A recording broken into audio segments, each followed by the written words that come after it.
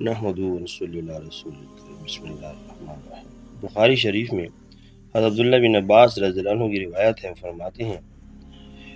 نبی کریم صلی اللہ علیہ وسلم ہمارے درمیان تقریر کرنے کے لیے کھڑے ہوئے اور ارشاد فرمایا کہ تم سب کو ننگے پیر ننگے بدن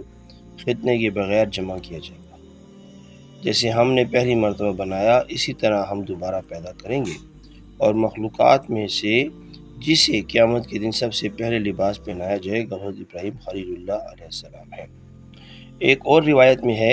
کہ قیامت میں سب سے پہلے حضرت ابراہیم علیہ السلام کو 2 قبطی کپڑوں کا لباس پہنایا جائے گا،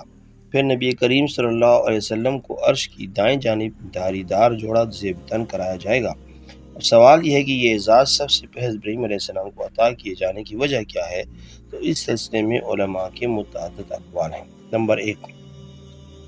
علامہ قرطبی رحمۃ اللہ علیہ نے فرمایا وجہ یہ ہے کہ جب آپ علیہ السلام کو نمرود نے آگ میں ڈالنے کا حکم دیا تو آپ کو اللہ کے راستے میں بے لباس کیا گیا، اس کی جزا کے طور پر سب سے پہلے آپ علیہ السلام کی لباس پوشی کی جائے گی۔ نمبر 2،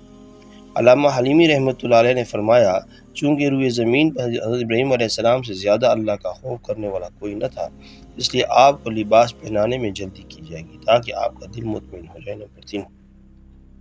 اور بعض آثار سے یہ معلوم ہوتا ہے کہ اس دن لوگوں پر فضیلت ظاہر کرنے کے لیے